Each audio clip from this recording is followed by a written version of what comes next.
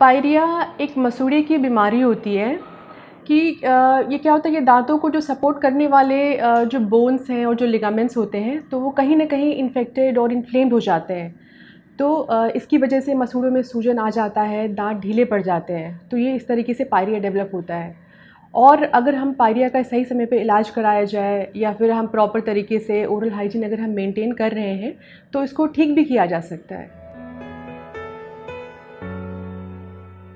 Pyorrhoea के तो वैसे अनेकों लक्षण होते हैं, जैसे कि सांस से बदबू आना और मसूड़ों में रेडनेस डेवलप हो जाता है, प्लस ब्रशिंग के टाइम पे खून आ जाना, ये सब शुरू हो जाता है। फिर कई बार क्या होता है कि दांत बिल्कुल ढीले पड़ने लग जाते हैं पायरिया की वजह से, क्योंकि जो सपोर्टिंग जितने बोन्स हैं, लिगामेंट्स हैं, उनमें इन्फेक्शन हो जाता है, इन्फ्लेमेशन हो जाता है, तो वो ढीले पड़ जाते हैं, जिसकी वजह से दांत समय से पहले गिर जाते हैं। ये सबसे इम्पॉर्टेंट चीज़ होता है पायरिया का।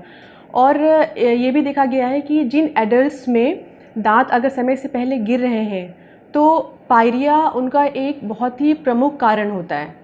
तो ये चीज़ हो जाता है कई बार पायरिया में। और कई बार मसूड़ों में दर्द भी होता है, खाना चबाने में भी तकलीफ़ होती है। तो ये सब सिम्टम्स रहते हैं पायरिया के। वैसे तो पायरिया के कई कारण हैं। धूम्रपान करना या फिर तंबाकू का ज़्यादा सेवन करना, ये बहुत प्रमुख कारण होता है। और दूसरा एक बहुत ही इम्पॉर्टेंट कारण होता है हेरिडिटी। क्या होता है कई बार कि लोग अपना हाइजीन बहुत प्रॉपर मेंटेन करते हैं, प्रॉपर ब्रशिंग कर रहे हैं, माउथ वॉश यूज़ कर रहे हैं, लेकिन फिर भी प्रॉब्लम हो रही है। क्यों? क्योंकि ये फैमिलीज़ में रन हो रहा है। अगर आपके पेरेंट्स को, आपके ग्रैंड पेरेंट्स को कहीं ना कहीं पायरिया की शिकायत रही है तो ये आपको भी हो सकती है। तो ये जो हेरिडिटी है ये बहुत ही इम्पॉर्टेंट कॉज होता है। उसके बाद ड्रग्स हैं, कुछ ड्रग्स के सेवन से भी ये शुरू हो जाता है पायरिया, जैसे कि कुछ एंटी डिप्रेसेंट्स ड्रग्स हैं, कुछ एंटी हिस्टामिन्स हैं।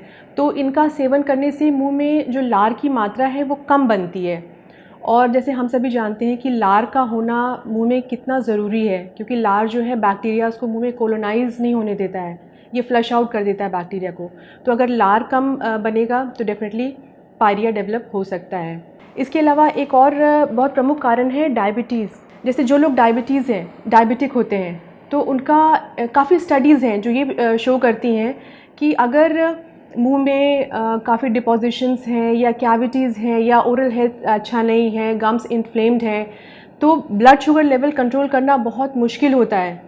इसीलिए जो डायबिटीज़ है और ये जो ओरल हेल्थ है, ये दोनों एक दूसरे से काफ़ी इंटर रिलेटेड होते हैं। इसके अलावा और भी कुछ रीज़न्स हैं, जैसे कि हार्मोनल चेंजेस, लाइक कभी प्रेगनेंसी के टाइम में, मेनोपॉज के टाइम में भी कई बार हार्मोनल चेंज होते हैं, जिसकी वजह से पायरिया हो सकता है। उसके अलावा कई बार अगर हम स्ट्रेस ज़्यादा ले रहे हैं, लाइफस्टाइल बहुत ही हेक्टिक है, स्ट्रेसफुल है, तो ये भी एक रीज़न होता है पायरिया का। प्लस एक और बहुत इम्पॉर्टेंट रीज़न जो मैं बताना चाहूँगी कि जो किस तरह का आहार हम लोग ले रहे हैं। अगर हमारे आहार में अगर प्रॉपर कैल्शियम की कमी है या विटामिन बी की कमी है, विटामिन सी कम है, तो भी पायरिया होने के चांसेस बहुत रहते हैं। तो ये सब कुछ कारण हैं जिसकी वजह से पायरिया हो सकता है। वैसे तो बहुत से उपाय हैं कि हम पायरिया से बच सकते हैं, जैसे कि अभी मैंने बताया कि हमें संतुलित आहार लेना चाहिए, कि हमारे डाइट में एक प्रॉपर कैल्शियम हो, विटामिन बी की मात्रा हो, विटामिन सी हो, ज़्यादा रफेज की मात्रा हम लें, क्योंकि जितना हम रफेज खाएंगे उतना ही लार बनेगा और उतना ही हमारे हेल्थ के लिए अच्छा होगा। साथ में हमें सैचुरेटेड फैट्स और ये शुगरी फूड, इन सबको हमें अवॉइड करना होगा। हमें स्ट्रेस फ्री लाइफ जीनी होगी। प्लस हमें फ्लोराइड कंटेनिंग टूथपेस्ट है, हमें 2 बार उसे ब्रश करना होगा, प्रॉपर माउथ वॉश यूज़ करना होगा। तो इन सब से हम डेफिनेटली बचाव कर सकते हैं। अगर जैसे ही पायरिया लग रहा है कि पायरिया की शुरुआत हो गई है, गम्स में कुछ चेंजेस दिख रहे हैं, तो हमको इमीडिएटली डेंटिस्ट को कंसल्ट करना चाहिए। कभी भी उसको एडवांस स्टेज तक हमें छोड़ना नहीं चाहिए। तो इससे हम डेफिनेटली बचाव कर सकते हैं पायरिया का। उपचार ये है कि हमें सबसे इम्पॉर्टेंट चीज़ है कि हमको प्रॉपर ब्रशिंग का ध्यान देना है। हमको ट्वाइस ब्रशिंग करनी है और जितनी बार ब्रश करते हैं उतनी बार हमको माउथ वॉश यूज़ करना है। प्रॉपर फ्लॉसिंग होनी चाहिए, ये बहुत ही इम्पॉर्टेंट चीज़ होता है। और उसके अलावा जैसे लोगों को कई बार पता नहीं होता है कि लोग जो ब्रशेज़ जो यूज़ कर रहे हैं, जो टूथब्रश हम यूज़ कर रहे हैं ब्रशिंग के लिए, उसके जो ब्रिसल्स होते हैं वो कैसे ब्रिसल्स हैं, ये बहुत ही इंपॉर्टेंट चीज़ होता है। कुछ लोग होते हैं कि बहुत हार्ड ब्रिसल्स यूज़ करते हैं, तो उससे सिर्फ दाँत पे नहीं बल्कि मसूड़े पे भी बहुत गलत उसका प्रभाव पड़ता है। तो ये हमें ध्यान रखना है कि हमको अल्ट्रा सॉफ्ट ब्रिसल्स के ब्रश यूज़ करने हैं और बहुत फोर्सफुली ब्रश नहीं करना है। और इवन ये भी है कि 2 मिनट या मैक्सिमम 2.5 मिनट तक ब्रशिंग करनी है, उससे ज़्यादा नहीं। और जैसे आपको लग रहा है कि कुछ पायरिया के लक्षण डेवलप हो रहे हैं, इमीडिएटली हमको डेंटिस्ट को कंसल्ट करना है।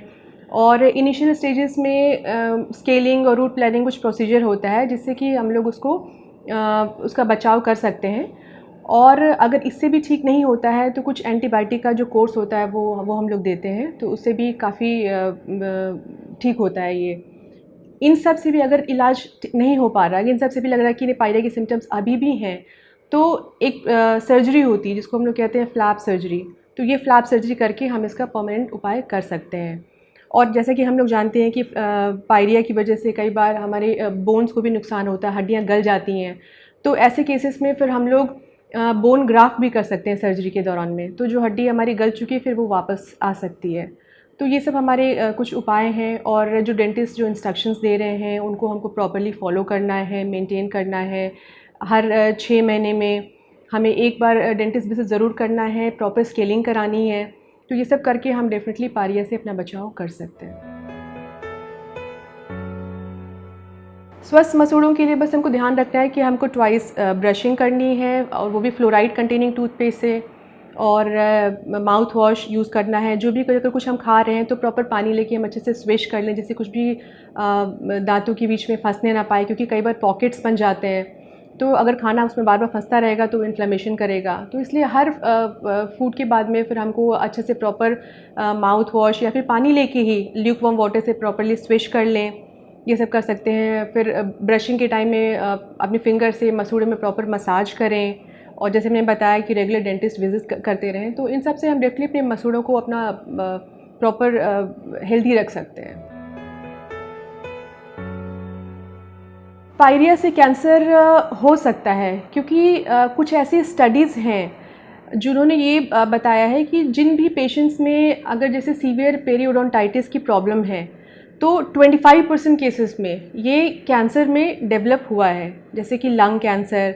ये सब कुछ स्टडीज़ हैं जिन्होंने ये प्रूव किया है। तो ये बिल्कुल नहीं कहा जा सकता कि पायरिया से कैंसर नहीं हो सकता। डेफिनेटली पायरिया एक कैंसर का कॉज हो सकता है, क्योंकि ये एक बैक्टीरियल इन्फेक्शन है डेफिनेटली, और ये अगर हम उसको लंबे समय तक अनट्रीटेड रहेगा तो डेफिनेटली ये एडवर्स इफेक्ट करेगा, तो हो सकता है कैंसर। तो इसलिए उससे बचाव के लिए हमको टाइम टू टाइम हर every 6 months you have to visit dentist और उनके इंस्ट्रक्शंस फॉलो करने हैं, प्रॉपर ओरल हाइजीन मेंटेन करना है। तो इस तरीके से हम डेफिनेटली पायरिया से अपना बचाव कर सकते हैं।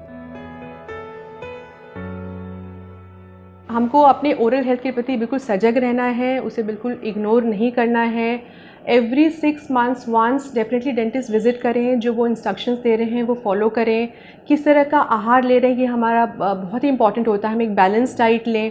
हमारे डाइट में जैसे मैंने पहले भी बताया था कि प्रॉपर कार्बोहाइड्रेट हो, प्रॉपर प्रोटीन हो, रफिश की मात्रा ज़्यादा हो, फिर हमें सैचुरेटेड फैट्स वगैरह नहीं लेना है, शुगरी फूड अवॉइड करनी है। तो ये सब हमें प्रॉपर मेंटेन करना है। डेफिनेटली हमारा ओरल हेल्थ अच्छा रहेगा, प्रॉपर ब्रशिंग करेंगे और डेंटिस्ट विजिट करें। सो ये इंस्ट्रक्शंस मैं देना चाहूँगी।